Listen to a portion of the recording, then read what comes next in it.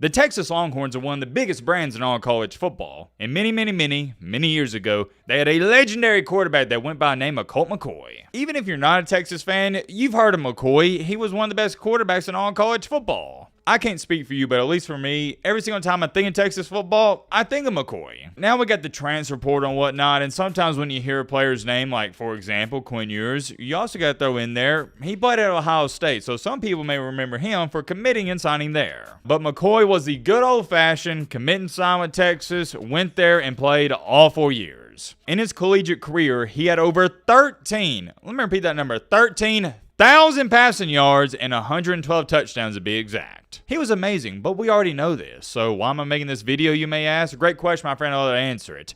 We're here to talk about what happened to him after college. Where did he go? What did he do? And how did he do? Because obviously he didn't turn into an NFL superstar. When I was doing my digging and research for this video, one thing I thought was interesting is there's some people out there that believe there is a reason Colt McCoy didn't live up to the expectations, or I think a better way of saying it is he didn't succeed at the next level. There were some obstacles that got in his way that, not gonna lie to you guys, I forgot about, and also some I didn't even know about. We're gonna talk all about that in today's video. Without further ado, let's get into it. Coming out of high school, McCoy was only listed as a 3-star recruit, but he didn't let that hold him back because he won the starting job at Texas almost as soon as he got there. Fun fact for you, he was on the team that won the national championship in 2005, but he redshirted that entire season. The year after that, that's when he became the starter. In 2006, he had a fairly decent year. Texas went 10-3. They had some highs, but they also had some lows. McCoy that season as a freshman would complete a whopping 68. That is crazy. 68% of his passes, had 2,500 passing yards, 29 touchdowns to 7 interceptions.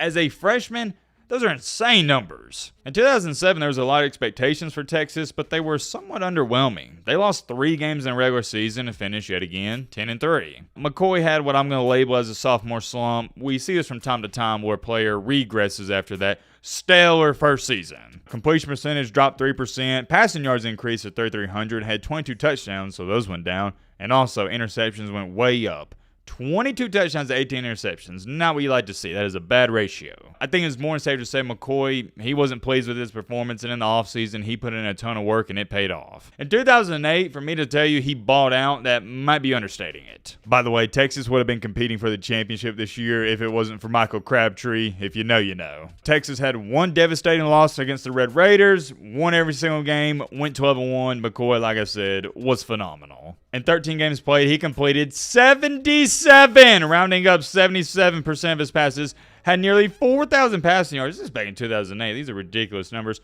34 touchdowns, 8 interceptions. Clap it up. Clap it up.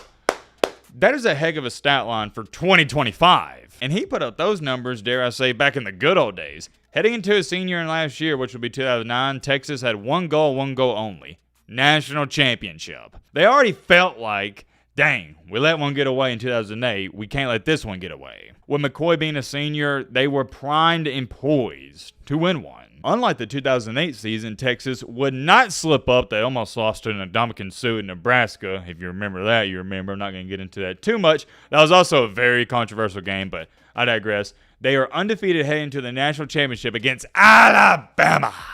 Remember, this was Nick Saban's first national championship game with the Tide, and as we know, Alabama wins this game. But here's something I think a lot of people have forgotten about. Well, if you're a Texas fan, you haven't, but some of your casuals, you just remember, oh yeah, Alabama dominated this game from start to finish. Well, very early in this game, I'm talking about, I believe it was either the first or second drive, Colt McCoy, he suffers what they label as a stinger on his shoulder. I remember the play like it was yesterday. He ran it up the middle, Marcel Darius hit him, and he was out for the remainder of the game, and Texas had to finish the game with Garrett Gilbert. Whether or not Texas would have won this national championship if Colt McCoy stays in there, that is a completely different video for a different day. I'm not even going to talk about it because it doesn't matter. He didn't play. The main reason I'm bringing that up in this video, and I want you to understand, if you're a McCoy fan or even McCoy himself, you can argue and say, well, that is one reason I don't have a national championship. I didn't even get to play in the game. Sadly, he didn't win a championship at Texas, and in his final year, let me show you his numbers. 14 games played, he completed 71% of his passes, had 3,500 passing yards, 27 touchdowns to 12 interceptions. All in all, for his career at Texas, he broke so many records I can't even say them all in this video, but he went 45-8 as a starter. When it comes to the NFL draft, McCoy was a very intriguing prospect to say the least. He wasn't a game manager or anything like that at Texas. He could go out there and win you a game with his arm. Not the best size in the world, but he was roughly 6'1", 220 pounds. That's okay. One of the concerns with him is he had a low release point. I saw that from one of the scouts, and also not the, what's the best way of saying this?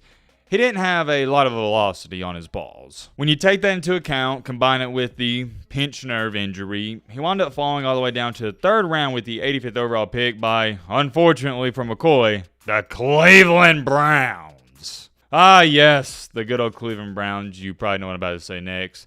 They're the Grim Reaper when it comes to quarterbacks. This is where quarterback careers, they come to die. I don't know how to dumb it out any more than that. I know that sounds brutal and harsh, but it's reality. One thing that was funny is the Browns president, Mike Holmgren, said McCoy probably wasn't going to play a lot in his rookie season, but he started 8 games due to some injuries in front of him. Colt McCoy was QB3. The starter and the backup got hurt, so he was next man up. It went about how you could guess. Not good. In the 8 games he started, he went 2-6, completed 61% of his passes, had 6 touchdowns, 9 interceptions. Do I really hold that against him too much? No, because number 1, he's a rookie. I always give rookies in the NFL especially the benefit of the doubt. Number 2, you're playing for not one of it, the worst franchise in all professional sports, the Browns. The following season, in 2011, he would start 13 games for the Browns, and he went 4-9. Completed 57% of his passes, had 2,700 passing yards, 14 touchdowns, 11 interceptions. If you gotta ask me, that's not too shabby. Yeah, it's not great. They're not winning games, but I've definitely seen worse. Fast forward time into 2012, the Browns took another quarterback, this time in the 1st round, being Brandon Weeden. Y'all remember him? The old guy. So McCoy was pretty much thrown to the back burner, and this was the end of his career, at least in Cleveland. In April of 2013, the Brownies would trade him to the San Francisco 49ers, where he didn't play much at all, and in 2014, he would sign with the Washington Redskins. Yes, I said Redskins. At the time, they were the Redskins. Calm down, buddy.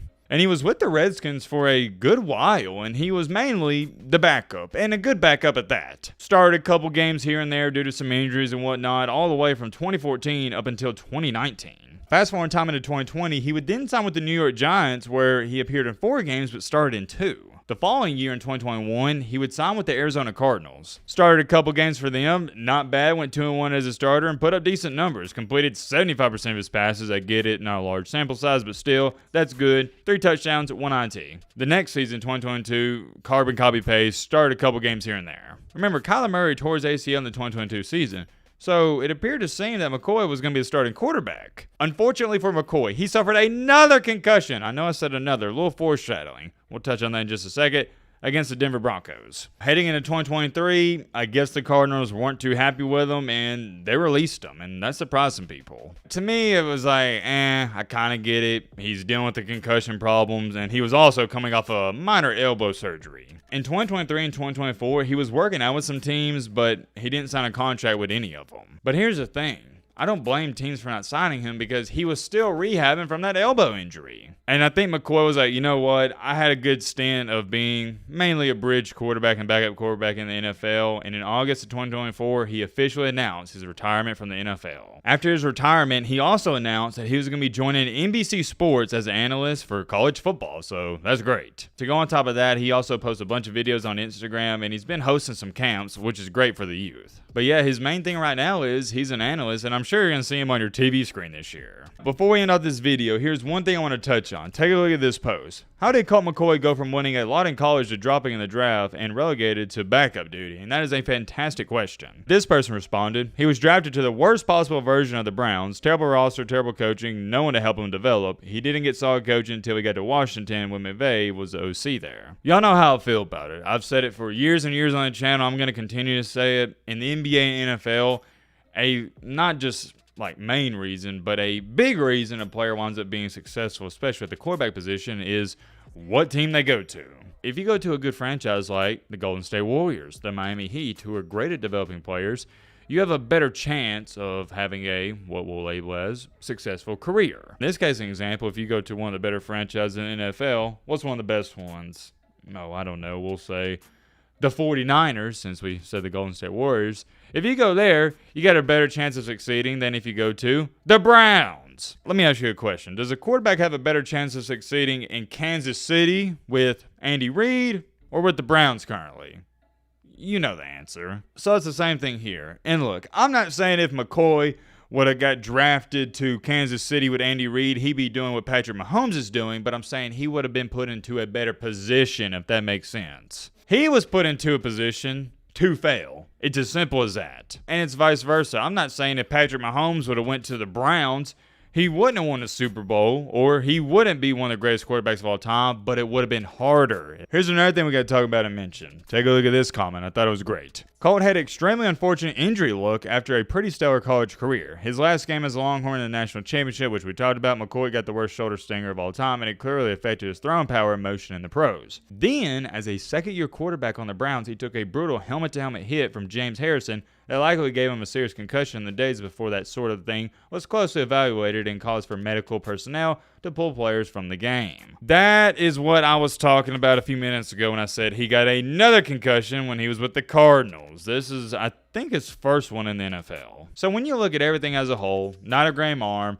had a stinger on his throwing arm, went to a terrible franchise, and dealing with concussions, that is just, what's the best way to say this? It's not a recipe for success. It's a recipe for failure, a matter of fact. And somehow, some way, McCoy arguably has one of the greatest careers as a backup in the NFL. I mean, how long was he in the league? Let me pull it up. He was in the NFL for 12 years, just predominantly and solely a backup, and he was a good one at that. He wasn't going to come out here and light the league on fire, but if McCoy was your backup and your starter went down, you at least knew, okay, we got a guy who can actually play, and he's done this before. And I think in the NFL, and even at the college level, there's something to be said about a good backup quarterback. It's reassurance. I'm not even going to say he was average in the NFL because I don't believe that. But I have no problem saying he was a good backup quarterback. That's my 2 cents on it. And shout out to McCoy for staying out of trouble and being a great role model and being a great family man. No trouble, no drama, just football. To all my youngsters, take notes. Many more things I could say. We'll end this video off here. I'm curious. Let me know your thoughts down below. But